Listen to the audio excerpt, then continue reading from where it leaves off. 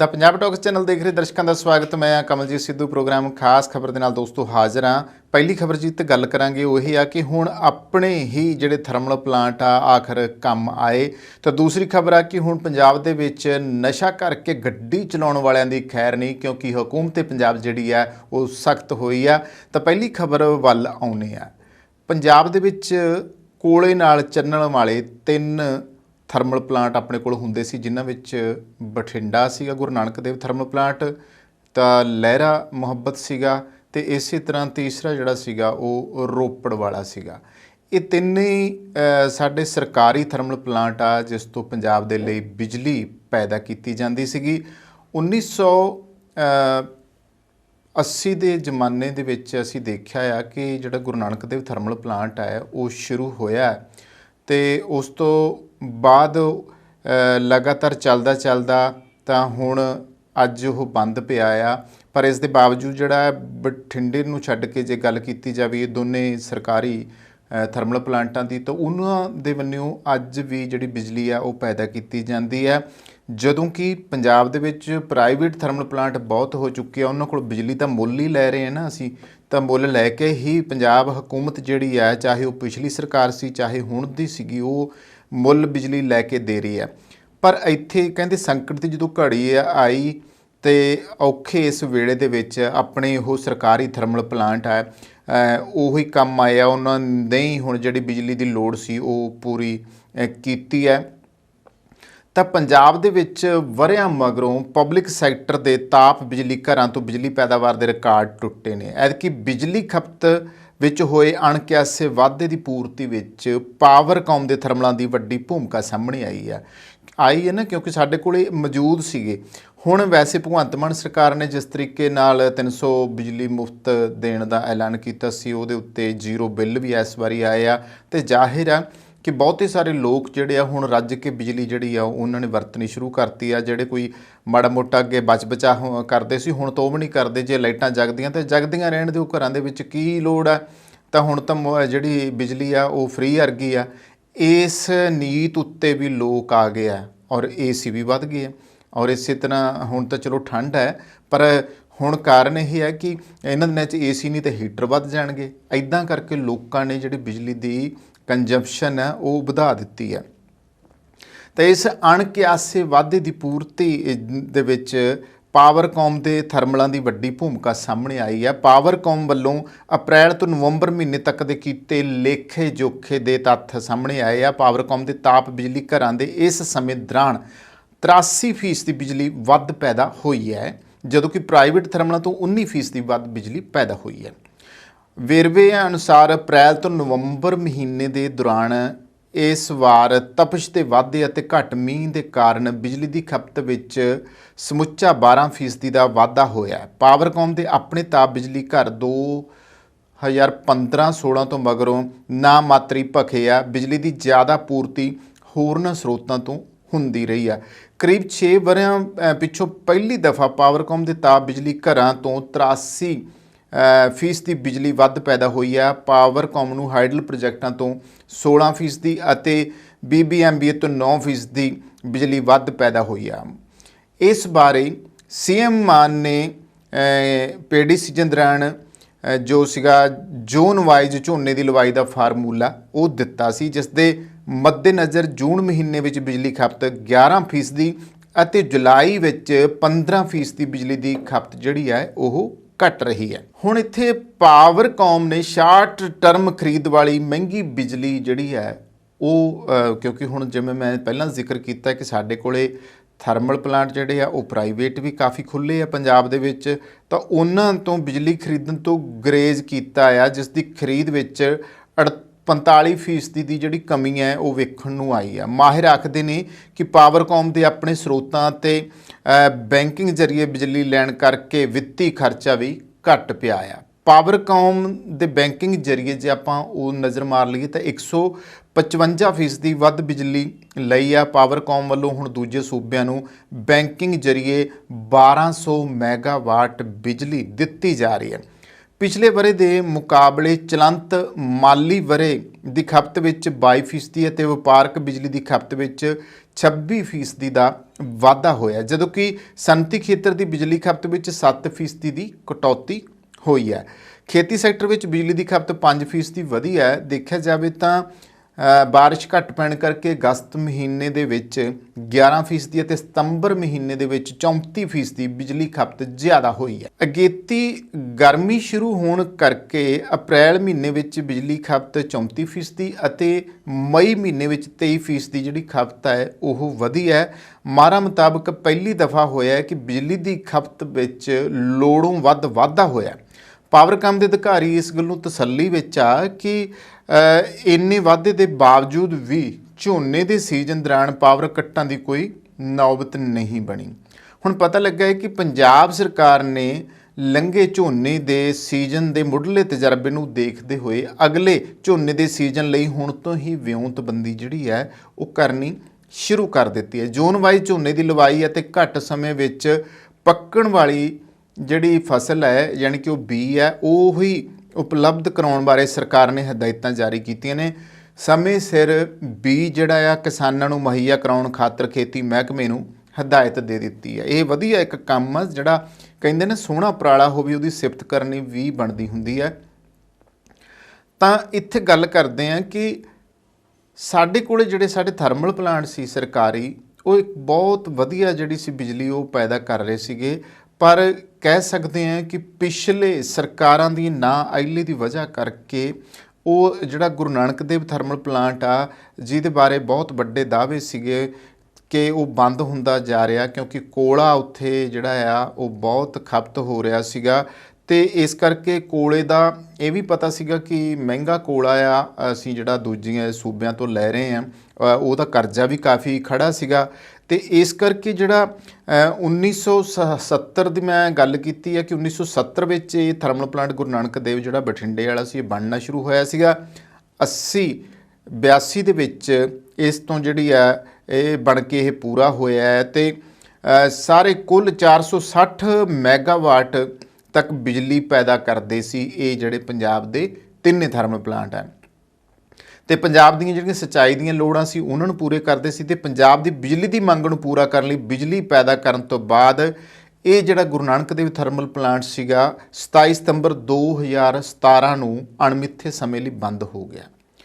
ਹਜੇ ਦੇਖੋ ਵੀ 17 ਤੋਂ ਲੈ ਕੇ ਆ ਹੁਣ 5ਵੇਂ ਸਾਲ 'ਚ ਆ, ਵਾਰ-ਵਾਰ ਇਹ ਮੰਗ ਉੱਠੀ ਆ। ਕੈਪਟਨ ਅਮਰਿੰਦਰ ਸਿੰਘ ਦੀ ਸਰਕਾਰ ਸਮੇਂ ਹੀ ਇਹ ਬੰਦ ਹੋਇਆ। ਦਾਅਵੇ ਉਸ ਟਾਈਮ ਵੀ ਕੀਤੇ ਜਾ ਰਹੇ ਸੀ ਵੀ ਇਹਨੂੰ ਬੰਦ ਨਹੀਂ ਹੋਣ ਦਿੱਤਾ ਜਾਊਗਾ। ਹਾਲਾਂਕਿ ਜੇ ਸ਼੍ਰੋਮਣੀ ਅਕਾਲੀ ਦਲ ਬਾਦਲ ਦੀ ਕੀਤੀ ਜਾਵੇ ਤਾਂ ਉਹਨਾਂ ਦਾ ਆਪਦਾ ਹਲਕਾ ਲੰਬੀ ਇੱਥੇ ਪੈਂਦਾ ਆ, ਉਹਨਾਂ ਦੀ ਜਿਹੜੀ ਆ ਕੌਂਸਟੀਚੁਐਂਸੀ ਦੀ ਗੱਲ ਕੀਤੀ ਜਾਵੇ ਤਾਂ ਉੱਥੇ ਵੀ ਜਿਹੜਾ ਆ ਉਹਨਾਂ ਦਾ ਹੀ ਮਤਲਬ ਇਹ ਪਿੰਡ ਸੀਗਾ ਜਿੱਥੋਂ ਉਹ ਅਕਸਰ ਇਲੈਕਸ਼ਨਾਂ ਵਿੱਚ ਜਿੱਤਦੇ ਰਹੇ ਆ, ਤਾਂ ਦਾਅਵੇ ਉਹਨਾਂ ਵੱਲੋਂ ਵੀ ਕੀਤੇ ਜਾਂਦੇ ਸੀਗੇ। ਫਿਰ ਕਾਂਗਰਸ ਕੈਪਟਨ ਅਮਰਿੰਦਰ ਸਿੰਘ ਕਰਦੇ ਰਹੇ ਆ ਜਦੋਂ ਉਹ ਮੁੱਖ ਮੰਤਰੀ ਪੰਜਾਬ ਹੁੰਦੇ ਸੀਗੇ, ਪਰ ਨਹੀਂ ਹੱਲ ਹੋਇਆ। ਜਿਹੜੇ ਮੁਲਾਜ਼ਮ ਸੀ ਉਹਨਾਂ ਨੇ ਬਥੇਰੇ ਧਰਨੇ ਦਿੱਤੇ ਕਿ ਬੰਦ ਨਹੀਂ ਹੋਣਾ ਚਾਹੀਦਾ, ਪਰ ਅੱਜ ਵੀ ਜਿਹੜੇ ਉਹਦੇ ਥੰਮਲੇ ਆ ਉਵੇਂ ਖੜੇ ਆ। ਅੱਜ ਵੀ ਬਹੁਤ ਸਾਰੀ ਮਸ਼ੀਨਰੀ ਉੱਥੇ ਆ ਔਰ ਇਹ ਵੀ ਪਿੱਛੇ ਜੇ ਪਤਾ ਲੱਗਾ ਸੀ ਕਿ ਲਾਉਣੀ ਸ਼ੁਰੂ ਕਰਤੀ ਆ। ਪਰ ਜਿਹੜੀ ਹੁਣ ਸੰਕਟ ਦੀ ਘੜੀ ਦੇ ਵਿੱਚ ਜਿਹੜੇ ਕੰਮ ਆਏ ਆ, ਕਿਉਂਕਿ ਬੋਝ ਜਿਹੜਾ ਸੀ ਬਹੁਤ ਜ਼ਿਆਦਾ ਜਿਹੜੀ ਬਿਜਲੀ ਅਸੀਂ ਪ੍ਰਾਈਵੇਟ ਖਰੀਦ ਰਹੇ ਸੀਗੇ ਉਸ ਕਰਕੇ ਪੈਂਦਾ ਸੀਗਾ।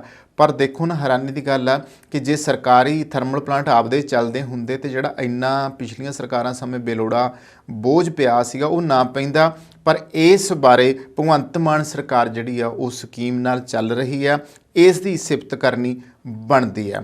ਤਾਂ ਵੱਡੀ ਗੱਲ ਇਹ ਆ ਕਿ ਜੇ ਇਸ ਤਰੀਕੇ ਦੇ ਨਾਲ ਅਸੀਂ ਆਪਣੇ ਥਰਮਲ ਪਲਾਂਟ ਜਿਹੜੇ ਆ ਉਹਨਾਂ ਨੂੰ ਚੰਗਾ ਰੱਖ ਰਖਾਵ ਕੀਤਾ ਜਾਵੇ, ਜਿਵੇਂ ਕਿ ਹੁਣ ਰੋਪੜ ਵਾਲਾ ਜਿਹੜਾ ਥਰਮਲ ਪਲਾਂਟ ਆ, ਗੁਰੂ ਗੋਬਿੰਦ ਸਿੰਘ ਥਰਮਲ ਪਲਾਂਟ ਆ, ਉਹ ਬਹੁਤ ਵਧੀਆ ਜਿਹੜੀ ਆ ਉੱਥੋਂ ਬਿਜਲੀ ਦੀ ਪੂਰਤੀ ਹੋ ਰਹੀ ਆ, ਬਿਜਲੀ ਉੱਥੇ ਬਣ ਰਹੀ ਆ। ਅਤੇ ਇਸੇ ਤਰ੍ਹਾਂ ਜਿਹੜਾ ਲਹਿਰੇ ਮੁਹੱਬਤ ਵਾਲਾ ਪਾਵਰ ਪਲਾਂਟ ਬਣਿਆ ਹੋਇਆ, ਥਰਮਲ ਪਲਾਂਟ ਜਿਹੜਾ ਲੱਗਿਆ ਹੋਇਆ, ਉਸ ਤੋਂ ਵੀ ਜਿਹੜੀ ਬਿਜਲੀ ਦੀ ਅਸੀਂ ਜਿਹੜੀ ਆਪਣੀਆਂ ਲੋੜਾਂ ਪੰਜਾਬ ਦੀਆਂ ਉਹ ਪੂਰੀਆਂ ਕਰਨੇ ਆ। ਔਰ ਤੀਸਰਾ ਜਿਹੜਾ ਸੀਗਾ ਉਹਦਾ ਦੁੱਖ ਰਹੂਗਾ ਕਿ ਸਾਹਿਬ ਸ਼੍ਰੀ ਗੁਰੂ ਨਾਨਕ ਦੇਵ ਜੀ ਦੇ ਨਾਂ ਦੇ ਉੱਤੇ ਜਿਹੜਾ ਥਰਮਲ ਪਲਾਂਟ ਬਣਾਇਆ ਗਿਆ ਸੀਗਾ ਉਹ ਮਹਿਜ ਕਹਿ ਸਕਦੇ ਹਾਂ ਕਿ ਕੋਈ ਵੱਡੀ ਜਿਹੜੀ ਕਾਢ ਆ ਉਹ ਕੱਢਿਆ ਹੀ ਨਹੀਂ ਗਾ। ਕਾਰਨ ਇਹ ਹੈ ਕਿ ਬਹੁਤ ਥੋੜਾ ਸਮਾਂ ਹੋਇਆ 1982 ਤੋਂ ਲੈ ਕੇ ਤੁਸੀਂ ਦੇਖੋ 2017 ਚ ਬੰਦ ਹੁੰਦਾ ਤੇ ਕੀ ਰਹਿ ਜਾਂਦਾ ਆ।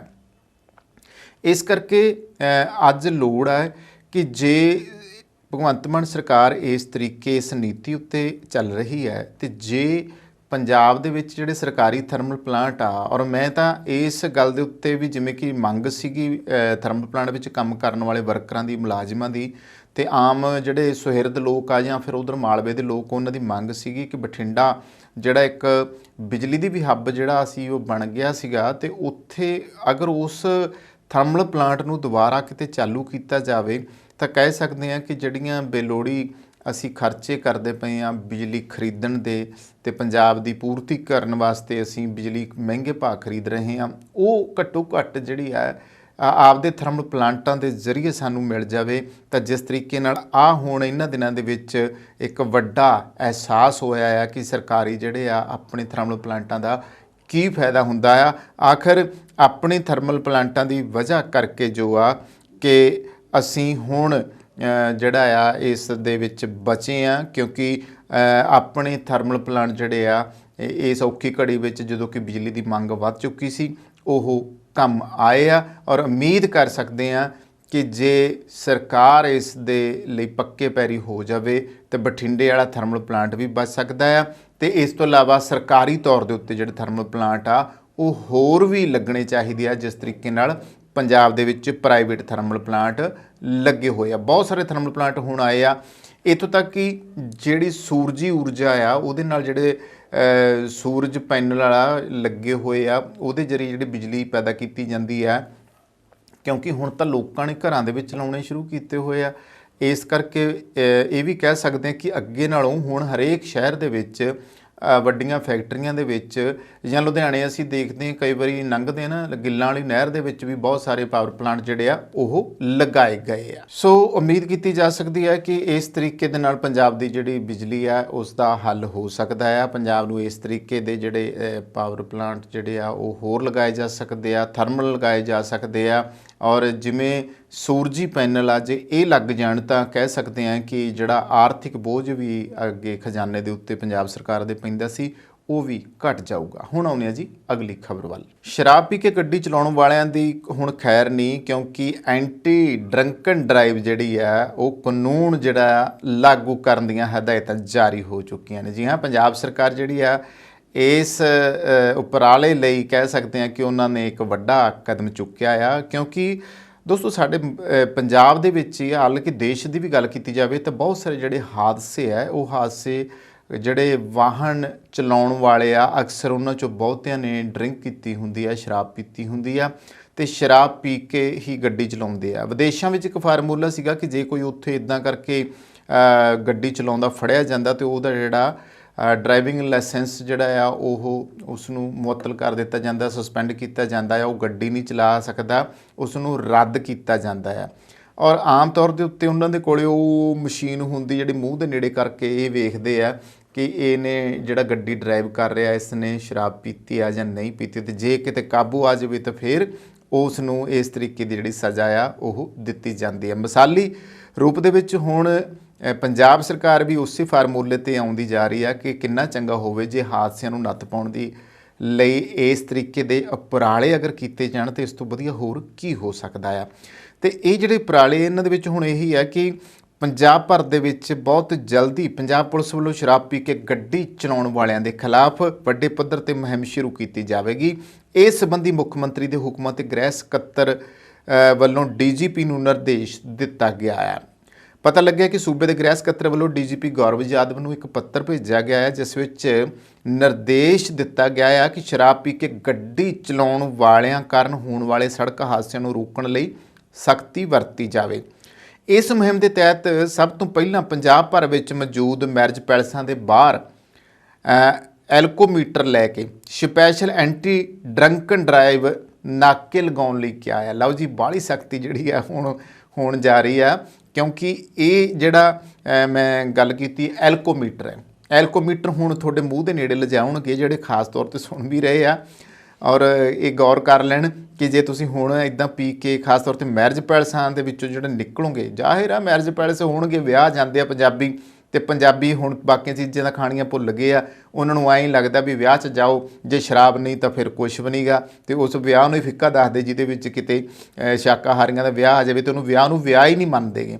ਤਾਂ ਹੁਣ ਇਹੋ ਜਿਹੇ ਜਿਹੜੇ ਮੈਰਿਜ ਪੈਲਸਾਂ ਦੇ ਵਿੱਚੋਂ ਨਿਕਲਣਗੇ, ਉਹਨਾਂ ਦੇ ਲਈ ਤਾਂ ਵਾਕਿਆ ਹੀ ਹੁਣ ਭੁਮਾਟਣੀ ਦੇਣ ਵਾਲੀ ਗੱਲ ਹੋਈ ਪਈ ਆ ਕਿ ਸਰਕਾਰ ਨੇ ਹੁਣ ਉੱਥੇ ਹੀ ਘੇਰ ਲੈਣੇ ਵੀ ਆ ਜਾ ਪੁੱਤ, ਤੈਨੂੰ ਹੁਣ ਪੁੱਤ ਬਣਾਉਣੇ ਆ, ਤੂੰ ਪੀ ਕੇ ਨਿਕਲਿਆ ਕਿ ਤੂੰ ਗੱਡੀ ਡਰਾਈਵ ਕੀ ਕਰੇਗਾ, ਹੈ ਨਾ।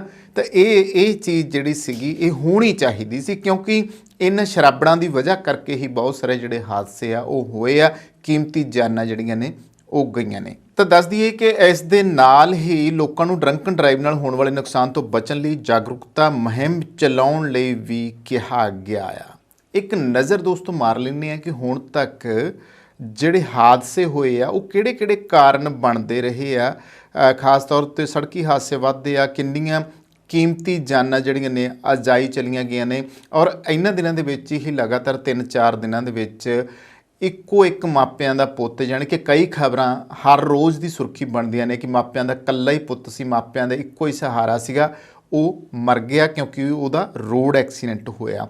ਔਰ ਰੋਡ ਐਕਸੀਡੈਂਟ ਕਈ ਵਾਰੀ ਤਾਂ ਇੱਦਾਂ ਹੁੰਦਾ ਕਿ ਗੱਡੀਆਂ 'ਚ ਗੱਡੀਆਂ ਵੱਜੀਆਂ, ਔਰ ਇੱਕ ਜੇ ਕੋਈ ਤੁਹਾਡੇ ਮੇਰੇ ਵਰਗਾ ਜਿਹੜਾ ਨਹੀਂ ਪੀਣ ਵਾਲਾ ਹੋਊਗਾ ਤੇ ਗਾਂ ਜੇ ਸਾਹਮਣੇ ਵਾਲਾ ਹੀ ਉਹੋ ਜਿਹੀ ਜਿਹਨੂੰ ਲਿਆ ਕੇ ਠੋਕਤੀ ਆ ਤੇ ਤੁਸੀਂ ਉਹਦਾ ਕੀ ਕਰ ਸਕਦੇ ਹੋ। ਇਹ ਜਿਹੜੀ ਚੀਜ਼ ਹੈ ਇਸ ਦਾ ਹੱਲ ਜਿਹੜਾ ਆ ਉਹ ਹੋਣਾ ਚਾਹੀਦਾ। ਤਾਂ ਇੱਕ ਨਜ਼ਰ ਜਿਹੜੀ ਆ ਉਹ ਮਾਰ ਲੈਂਦੇ ਆ, ਸੜਕ ਹਾਦਸਿਆਂ ਦੀ ਜਿਹੜੀ ਗਿਣਤੀ ਹੈ ਉਹ ਦਿਨ ਬ ਦਿਨ ਵੱਧਦੀ ਜਾ ਰਹੀ ਹੈ। ਜੋ ਅੰਕੜੇ ਆਏ ਨੇ ਉਹਨਾਂ 'ਤੇ ਆਪਾਂ ਗੱਲ ਕਰ ਰਹੇ ਹਾਂ ਕਿ ਹਰ ਰੋਜ਼ ਸੜਕਾਂ 'ਤੇ ਮਨੁੱਖੀ ਖੂਨ ਜਿਹੜਾ ਹੈ ਡੁੱਲ ਰਿਹਾ। ਰੋਜ਼ਾਨਾ ਲੱਖਾਂ ਕਰੋੜਾਂ ਰੁਪਏ ਦੀ ਮਸ਼ੀਨਰੀ ਦੀ ਟੁੱਟ ਭੱਜ ਹੋ ਰਹੀ ਹੈ, ਜਿਸ ਕਾਰਨ ਵੱਧ ਰਹੀ ਵਾਹਨਾਂ ਦੀ ਗਿਣਤੀ, ਮਾੜੀਆਂ ਸੜਕਾਂ, ਨਸ਼ੇ ਕਰਕੇ ਡਰਾਈਵਰੀ ਕਰਨਾ, ਗੱਡੀ ਚਲਾਉਣ ਸਮੇਂ ਮੋਬਾਈਲ ਦੀ ਵਰਤੋਂ ਕਰਨਾ ਤੇ ਟ੍ਰੈਫਿਕ ਨਿਯਮਾਂ ਦੀ ਉਲੰਘਣਾ ਤੇ ਅਣਗਹਿਲੀ ਕਰਨਾ ਹੈ। ਵਰਣਨਯੋਗ ਹੈ ਕਿ ਸੰਸਾਰ ਦੇ 2/3 ਯਾਨੀ ਕਿ 163 ਦੇਸ਼ਾਂ ਦੇ ਵਿੱਚ ਸੱਜੇ ਹੱਥ, ਜਦੋਂ ਕਿ 76 ਦੇਸ਼ਾਂ ਦੇ ਵਿੱਚ ਖੱਬੇ ਹੱਥ ਟ੍ਰੈਫਿਕ ਚੱਲਦੀ ਹੈ। ਇਹ ਤੁਹਾਡੇ ਲਈ ਨੌਲੇਜ ਦੀ ਗੱਲ ਹੈ।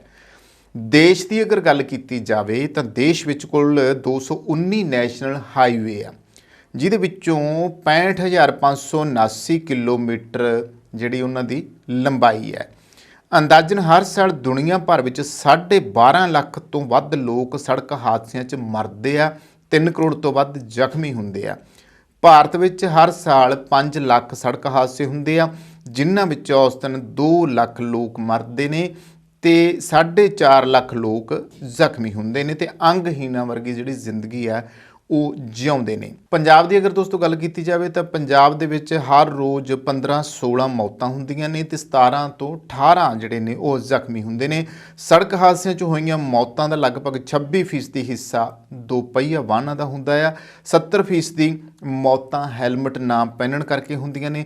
ਭਾਰਤ ਸਰਕਾਰ ਨੇ 2016 ਦੇ ਵਿੱਚ ਰੋਡ ਸੇਫਟੀ ਬਿੱਲ ਪਾਸ ਕਰਕੇ 20 ਗੁਣਾ ਜੁਰਮਾਨਾ ਵਧਾਇਆ।